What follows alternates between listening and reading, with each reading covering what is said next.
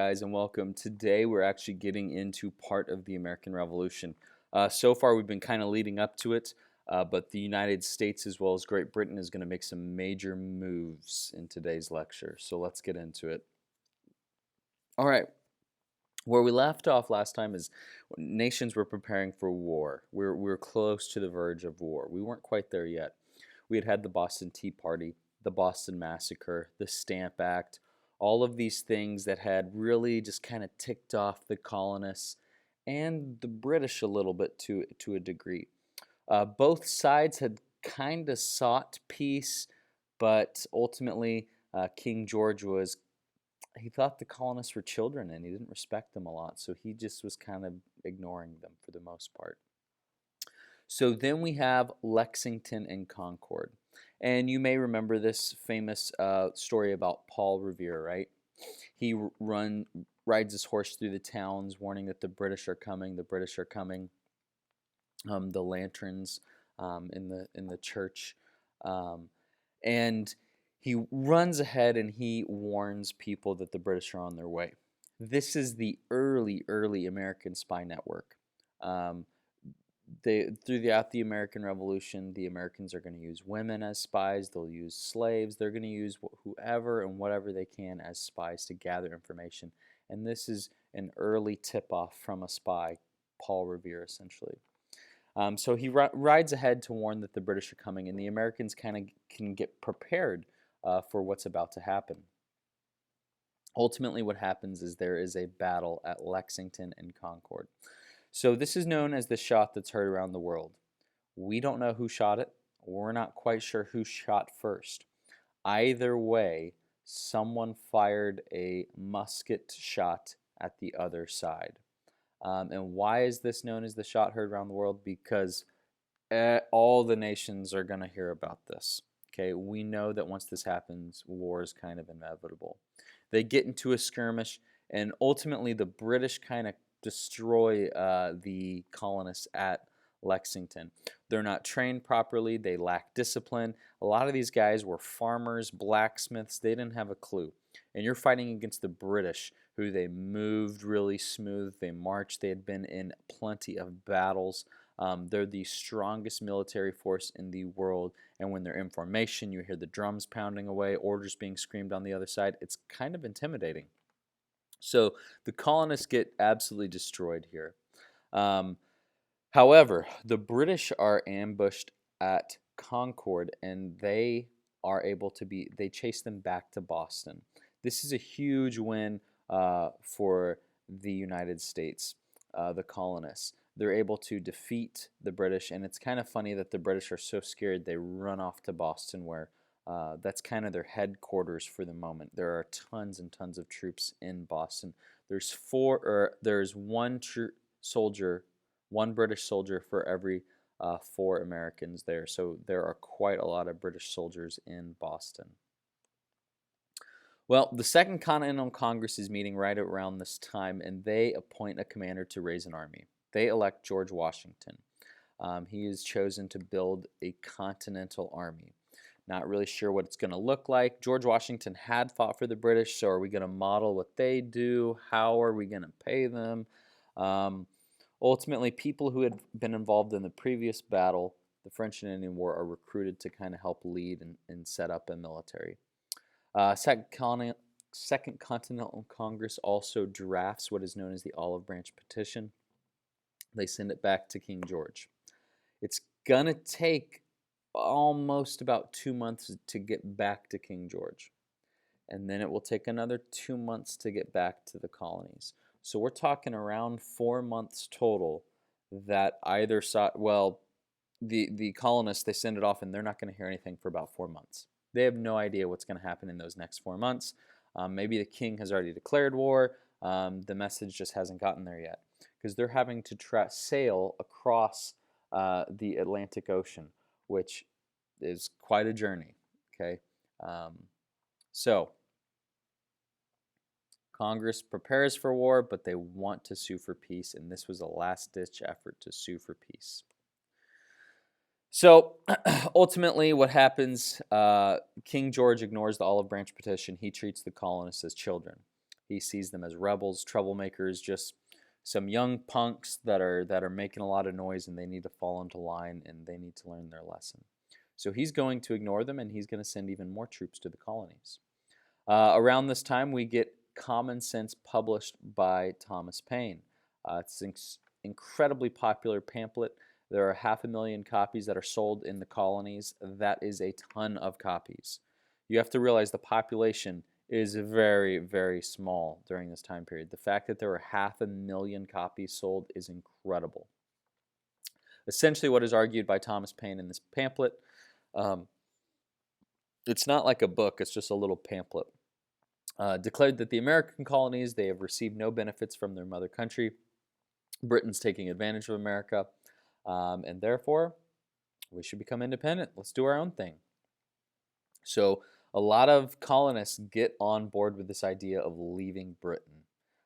They no longer see themselves, a lot of them don't, they're no longer loyalists. A lot of them become patriots. They're no longer loyal to the crown. A lot of them will move over to the other category, and they want to become independent. So you guys know the story. On July 4th, 1776, America declared their independence. When the colonies declared independence, they were committing what is known as high treason against the British Crown. This was incredibly severe. You can read about it on the next slide. I really encourage you to read about it. But quick summary of what high treason entails. If these men who signed their names to this declaration, if they were ever caught, they would have been tried and found guilty for committing high treason. High treason against the British Crown was incredibly serious because Britain did not want people to rebel. So what they would do is they would kind of beat you up a little bit. They'd drag you through the streets on a carriage or behind a horse. You wouldn't be allowed to walk or ride to the gallows, essentially. They're going to hang you, but before you die, they're going to cut you down, cut off the rope, and they're going to tie you to a pole in the ground. Tie your hands behind your back, cut open your stomach, pull out your lower intestines, your entrails, and they're going to light them on fire. And they're going to poke and prod at them, and you're still alive for this. After this is when they kill you. They cut your head off, and they're going to cut off each of your limbs and send them to essentially the king to ensure that death has been achieved. This was incredibly painful. It was incredibly serious, and everyone knew about this. So when they declared independence, it was incredibly serious, and they knew what they were doing. John Hancock here, he's got the largest signature here. His kind of idea was, hey, there's no question about it. It was me. If I do get caught, I'm not denying it. Okay? These guys were fired up. They wanted independence, even if it cost them their lives. They were excited about it. They knew that they were risking it all. And their families would also be affected by high treason as well. Their families would lose all their land, inheritance, clothing, essentially stuff like that. So it wasn't just like John Hancock would be affected. His family would also be affected. So these guys were incredibly serious about what they were doing. Okay, moving on. We get George Washington. He becomes our commander-in-chief. George Washington is incredibly wealthy. If we ranked our top 5 wealthiest presidents of all time, it would probably be John F. Kennedy, Donald Trump, and then George Washington. George Washington, alive today, would be worth about $500 million, or about $500 million. Incredibly wealthy guy. Why is he so wealthy? One of the reasons is he owns a lot of land. He owns a plantation. He does own slaves. He's a member of the House of Bourgeoisie. He's incredibly detail-oriented. He is ambitious. When he keeps showing up to these Continental Congress meetings, he keeps showing up in military regalia. He essentially is trying to portray the image of like, hey, if you're going to choose someone, choose me. You'll see him in a lot of images with his hand in his coat. He kind of wanted to be different. He is very calm. He is also incredibly fancy, sophisticated. He likes banquets. He likes dancing. He's a very kind and gentle man. He does have problems with his teeth, but that's another story. So Washington's army, the early Continental Congress army that he assembles, they're going to lack discipline. Now, you guys may think that's silly, but in a military sense, you need discipline. If you have soldiers falling out of line, out of rank, talking back, bad things can happen quick. So he's struggling to find recruits. Most soldiers don't really want to join this new thing. They want to kind of stay in their pods. Imagine Missouri. The town of Belton would form our own militia, and you would be here with your friends. Would you really want to join this new thing with nobody you know? It was very difficult to recruit people. And soldiers also have to enlist for several years. They're not serving just a few months, uh, 9 months, 13 months. They're serving several years. Pay is not really guaranteed. Okay, they try to get the soldiers pay, but it's pretty difficult. There's frequent food storage or shortage and clothing shortages. It's not uncommon for George Washington's soldiers to not have shoes. Imagine marching through the snow with no shoes. Yeah. At the largest, we're talking about 15 to 20,000 soldiers. You have incredible disadvantages against Britain. Britain is the largest military on the face of the earth. They're incredibly well funded. They have the biggest ships. They have the best training. They've already fought in lots of wars. However, the local soldiers have some advantages. They know the countryside. They know where they can go and hide. They know the land. They have some frontier survival skills. They can go hunt and live off the land. British soldiers relied on supply chains. If they're not getting their carriages getting up to them to supply them with food, they're probably not going to do well off the land. A lot of locals also like the local militia, so they're more willing to give them things like, hey, here's some chickens, whereas they're not as willing to give the British these things. The local soldiers are passionate for their cause, whereas the British soldiers, they're just in it for a paycheck for the most of the time. They're not as passionate.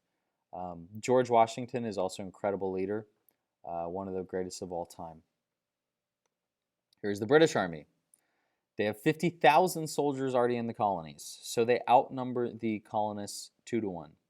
They're incredibly well trained. They're led by experienced officers who have fought in multiple wars or multiple battles. They hire Hessians, essentially mercenaries from Germany. These guys are incredibly well trained. They're very lethal. However, like the other guys, they don't know the terrain. They're fighting armies that are hidden in the wilderness, whereas they're used to fighting in the open, in like a field where you can see across. They're not used to fighting in forests or swamps or whatever the terrain may be.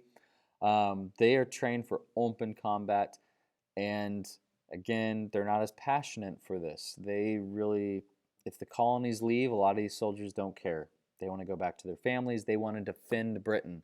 They don't really see this as defending Britain, a lot of them. Okay, we get to some of the battles. Our first early battle is actually led by Ethan Allen and the Green Mountain Boys at Fort Ticonderoga. Such a cool name, right? Fort Ticonderoga.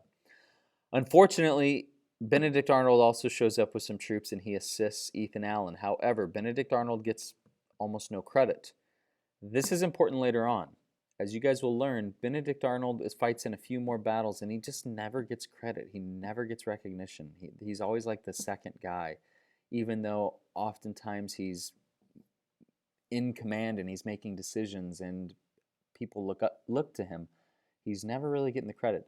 And ultimately, one day, Benedict Arnold kind of has enough and he says, I'm going to the British, and he changes sides. He doesn't do that early on, but that will happen, and one of the reasons why is he just never gets a lot of credit. So they lead a surprise attack, Ethan Allen and the Green Mountain Boys at Fort Ticonderoga. They're able to kind of slip through the back. There's a broken wall around the fort. They slip in, and they're able to capture a ton of ammunition and, more importantly, cannons. These cannons are not lightweight. We're talking 2-ton cannons. They are heavy. and they're able to take them essentially, um, not 1,000 mile, but a couple hundred miles from where this fort is all the way to Boston. And that's the more impressive story, is that they're able to get these cannons from where they were in Fort Ticonderoga all the way to Boston. We then get a first real kind of battle. You guys have probably heard about things at Bunker Hill. Uh, the New England militia is surrounded at Boston, even before Washington takes command. British General Thomas Gage sets cannons up on Dorchester Heights. They're up on a higher area. They're able to shoot down at the rebels in Boston. So they want to just essentially bomb out the rebels and eventually make them just leave. American Colonel William Prescott orders soldiers to dig trenches. They're preparing for warfare. They expect the British to eventually show up and fight them hand to hand, close quarters combat. They march to Bunker Hill, Breed's Hill, to defend against the British. At one point, they are so close to the British. There are ships that show up. These guys on the hill can actually hear the men on the ships drinking tea and talking. That's how close they are before this battle. They are incredibly close to them. So on June 17th, 1775, 2,000 British soldiers will charge up Breed's Hill. The Americans have little ammo. They haven't really been supplied yet. Those cannons and ammunition from Fort Ticonderoga quite haven't showed up yet. So you hear one of the commanders, this is probably where you know the story from, don't fire until you see the whites of their eyes, right? We all have whites in our eyes, okay? That will allow you to conserve ammunition. If you wait till you're able to see the whites of their eyes, they're very close. They're almost on top of you. Hundreds of British soldiers are killed in 2 attacks. The Americans run out of ammo and retreat on the 3rd attack. 1,000 British are killed or wounded. There are only 400 American casualties. The British claim victory and the Americans claim moral victory. Who ultimately wins? Well, the British gained the ground, but the Americans lost fewer troops. So who is really victorious in this battle? From a moral standpoint, now the Americans realize, hey, we can stand up against these guys. The British look at it from a tactical situation and they say, hey, we just gained some ground. We lost some soldiers. We're going to come back. We can sail some more over. We got thousands of them. We'll be fine. They're just going to throw more and more troops at these rebels and hopefully squash this little American revolution. So you see how it's a victory for both sides here, just in different situations depending on how you look at it. On March 1776, Washington arrives outside of Boston. He trains some soldiers. We have the cannons from Fort Ticonderoga arrive.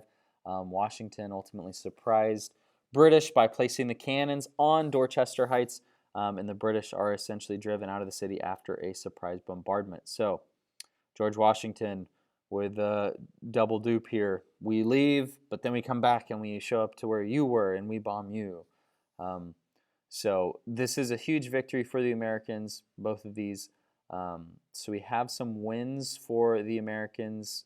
You could say there were some losses, but it's going well for the Americans right now. There are some difficult times ahead, though, but we'll get to that.